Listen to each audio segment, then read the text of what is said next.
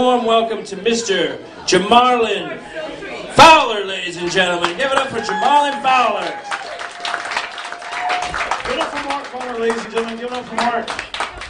Give it up for, while you're clapping, give it up for everybody you've seen so far tonight, because it's not easy doing this shit, I tell you.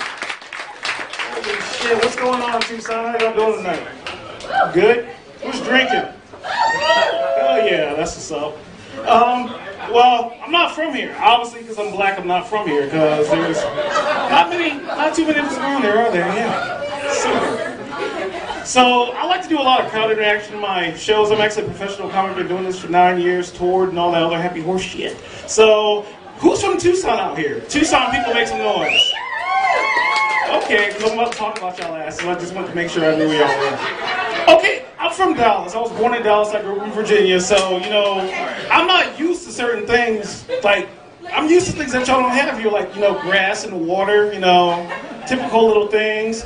And it's funny because, you know, I tour a lot. You know, when I go to the south side of Chicago and New York, there's drug dealers and gangs. But in Tucson, it's mechanics and Sonoran hot dog shops. And I just didn't understand what the hell a Sonoran hot dog was. And one of my friends was like, you know, it's good, just try it. I'm like, no. Because the last time I tried something I didn't know what it was, I ended up butt naked on the Salt River in an inner tube. And it's funny. Because I tell that joke I have to say, especially like during when I do college tours, and the white people come up to me after the show, they're like, what was it? I want to try it. I'm like, of course you do. You know, black people are like, you know, what the hell are you doing around water anyways? And Mexicans are like, you know, that's a typical Sunday afternoon for us. I'm like, oh, that's cool. You know. I mean, but you Tucsonans, you know, you native Tucsonans can kind of help me out here. Because, you know, I like to shop. So what the hell is Elcon Mall supposed to be, people? Is that like where stores go to die? I'm just wondering. Because like, there's never anything in there when I go in. It's like, why the fuck do they open, right? It's like, you're wasting electricity right now, you know? She knows what the hell I'm talking about. But it's funny, true story. When I first came out to Tucson, I was in March. You know, I came out here because I was thinking about going to the U of A. And I go out and hanging out at Old Main. The sun's rising, it's beautiful, it's majestic and all that. But then I came out here in June. And that beautiful sun became like a fireball in the sky, right? And I'm like, what did Tucson do to the devil to make him so mad at y'all that it has to be so hot here, you know? But I moved out here from Virginia. I drove past the Mississippi, it was beautiful. Passed by the Rio Grande, it was awesome. Then I get to Tucson, Santa Cruz River. Why are there weeds in your waterbed, people? It's like the water says screw Tucson. It's like, what the hell, man?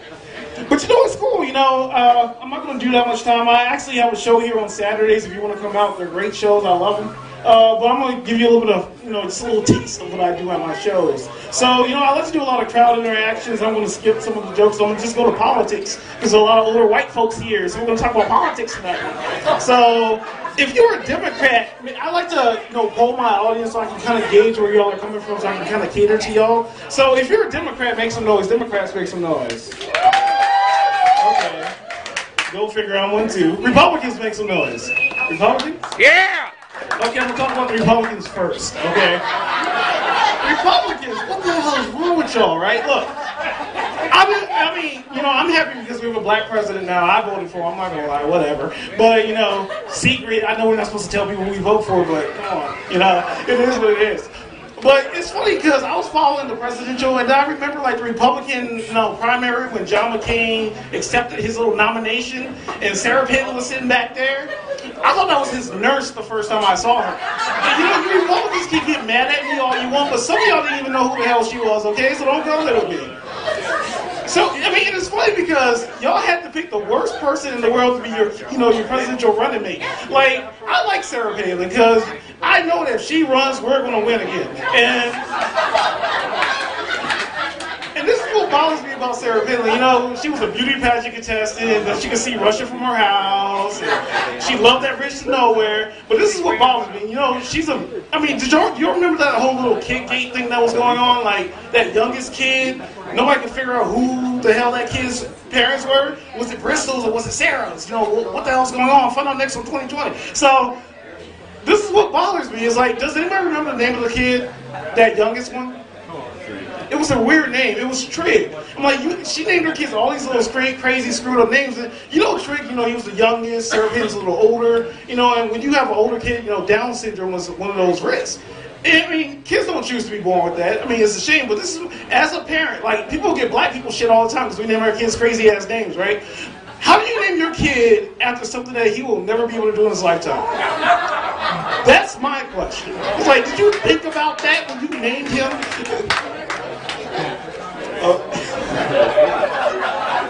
I love that joke. I'm sorry. I love it. True story, I wrote that joke on a flight from New York back to Tucson, and I was asking the flight attendants, "Do you think this is funny? Can I get on the intercom and try it out?" She was like, "No, sit your ass down." I'm like, "All right, cool."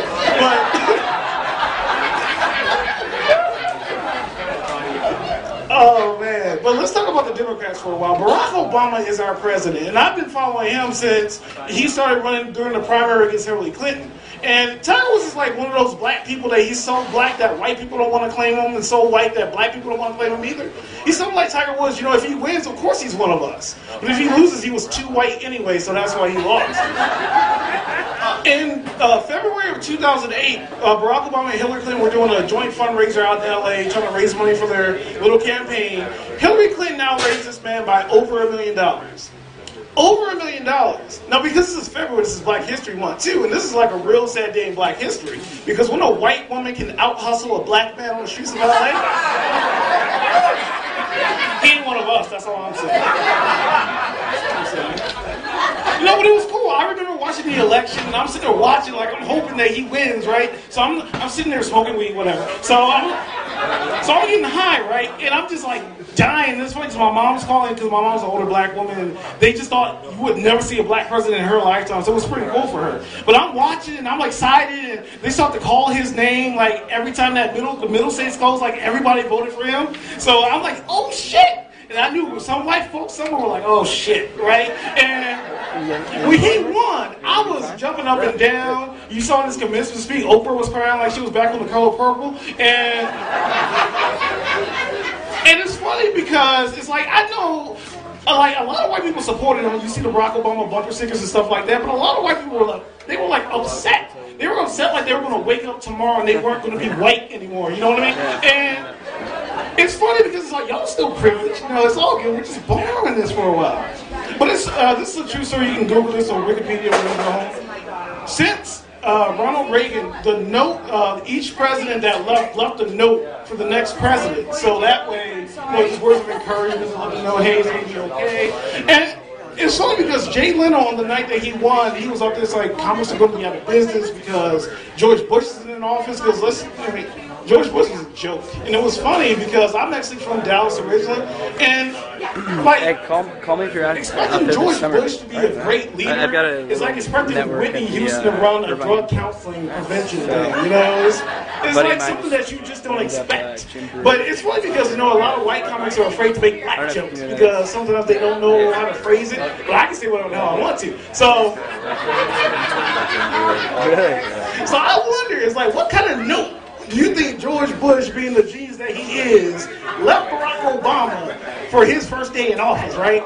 So I'm thinking it says something like, you know, don't be eating chicken in the Lincoln bedroom. The White House staff don't know how to make collard greens, so don't ask. You know, it's just like crazy shit like that. And it was funny because they went to get a dog, and everybody wants a dog, but you knew the kids weren't going to watch the dog. Who's going to watch their dog? I got better things to do. I'm the president's daughter. You know, whatever. You know what I mean? But, you know, it's great because politics is crazy, and it's like, my girl and I talk about it a lot because I'm like, you know, I'm kind of like Barack Obama. I'm 26. He's almost 50, but I'm like, you know, there's a lot. It's just like, you're nothing like Barack Obama. I'm going to tell you why. Like, he's the president of the United States. You get on my fucking nerves. I'm like, okay, that works. He makes $400,000 a year. You only make 40. I'm like, that's a good point too. Okay.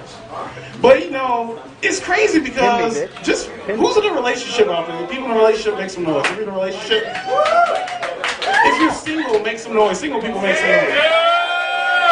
If you don't know, make some noise. If you don't know, make some noise. Anybody? You ever hate those type of relationships where it's like you don't know where you stand in that relationship? Like, I was dating this girl, and I took her to the movies one day, and I put salt and butter on her popcorn. She loved it. The next day, it made her fat. What the hell was I thinking, right? You know, then I tried to help her cut her grass, Wait, I'm in Tucson. I tried to help her move her rocks, and you know, but you'll never hear a guy complain about the things that I'm about to go dirty people, so just be ready. You never hear a guy complain about the things that you do for us. Like, ladies, a guy will never turn to you the next day and say, "How dare you give me a blowjob? How dare you?" Because we know we're lucky enough to get them in the first place, right? So we're not going to complain. Yeah, I and it's like, even if it's a bad one, we just know you need to get your practice on. So don't worry, we won't stop. No, but I mean, it's fun being out here. I'm usually up here for about 45 minutes, so I actually have to get on stage in a little bit. Huh? Keep going? Okay. Wow. I guess all of a sudden I'm working tonight. I came up here to get a beer. Holy shit. Say what? A new material. Well, I'll just only do like 5 more minutes. That way y'all can kind of get ready for the rest of the show. How many of y'all watch TV out there? Anybody watch TV? Yeah. Anybody watch Fox on Monday nights? Like House in 24? Anybody watch House in 24 out there? Okay, a couple of y'all. I don't know if I should go into these jokes, so some of y'all don't watch. Watch it tonight and come out Saturday. And you're going to laugh your ass off, though, okay? I won't tell those jokes tonight because I mean, House is great. I love House because House is like an asshole, but he's a creative asshole, you know? Like, he throws shit on the wall and hopes it sticks. Like, he'll do like crazy diagnostic stuff, like do coke and heroin. If you pee green, we're in the right direction. If you shit red, there's something wrong. No shit, right? It's like, so I was watching it Monday, and it's funny because, well, like I said, y'all don't understand because y'all don't watch the show. So never mind. Anybody watch 24? Anybody watch 24? Jack Bauer is a bad motherfucker, ain't he? He is a crazy motherfucker. Like, he steals helicopters. Yeah, his girl got knocked off this week, well, 2 weeks ago, so now he had to kill freaking what's her name. And he did like a gangster, didn't he? He was like, you know what's up? What the evidence said. Stop playing. I mean, it was cool. And y'all don't understand that joke because y'all don't watch it either. Watch 24 and out. That gets my stamp of approval. Okay, there's 8 seasons of 24. Check them out. They're great. So we'll skip those jokes. All right, we'll keep going. It's all good. Any college? Who went to college out here? College people, make some noise. Everybody else just said it's too hot. Oh man, I love it out here. You know, it's crazy because there's not a lot of black people in Tucson, right? There really isn't. I mean, I think it's like 2% or something crazy number like that. So because there's no black people out here, I have to like assimilate with other cultures. And Mexicans are like the closest thing to black people I can find. Because there's, you know, they're kind of white and they're kind of black, so they're like a blend of everything, right? And it's funny, I'm gonna give you an example. White people get drunk after work. Black people get drunk on our lunch break, but Mexicans will get drunk while they're working, and that is awesome. I say, hey, when do y'all get work done? They're like, that's what the illegal ones are for. I'm like, okay. What's the name of your y'all getting mad at me now? Whatever, you know. Okay, I don't know what the name is. Oh man, but you know, because Mexicans get stereotyped just like black folks do. You know, you see a bunch of black folks together, we're a gang, right? But you see a bunch of Mexicans in this workforce, right? But you know, it's crazy. You know, May Day happened. This is where a bunch of illegals get together and protest because they don't have rights, right? Yeah. But you have to understand, you know, and they're like, you know, black people, we should understand, but it's like, you have to understand, black folks came to America with a strict no-return policy. Okay? Thank you. So we ain't going back. Y'all ain't got no choice but to do with us, you know. But you know, the immigration bill passed. How do y'all feel about that? The immigration bill? It kind of sucks, right? You know, and a lot of Mexicans spoke out, and even Al Sharpton, who sounds like a slave on the TV because he didn't get rid of that mentality, he spoke out. But it's like, you know, Mexicans, welcome to the club, you know. We've been getting stereotypes since before when, you know. I was actually going to go out Saturday, and I took a shower, and I got dressed, and I turned on the news to check out and see what the weather was going to be like. And it's like, late breaking news, KVOA. We're looking for a black male, approximately 5'9", 170 pounds. I'm like, shit, I guess I ain't going out there. Got a bitch. I'm having way too much fun up here right now. Oh, wow. Oh man, but you know it's crazy. I do a lot. I tour a lot, so I do, and then you know it's hard. And I'm gonna close on this one, Mark. So get ready. But I tour a lot, so. But it's crazy because I did have a girl at the time, and you know we dated for a while, and she always got mad because you know she's like, oh my god, you know you're an entertainer, you know you probably sleep with women every night. I'm like, no, I don't. My philosophy is this is what I tell all the young comedians that I be on the road. If you date somebody, what you should do is you should after every show find the ugliest chick in the room and go out with her. I went out with this ugly chick in Albuquerque, right? And we went out drinking and we went to the casino out there. And she's like, oh, you're trying to get me drunk so you can take advantage of me. I'm like, no. I'm trying to get you drunker than me so you don't take advantage of me, okay? But that's why I tell you all have a great night. And like I said, show up if y'all want to come on. Let it hear it. Come on, folks. Give it up for JaMarlin.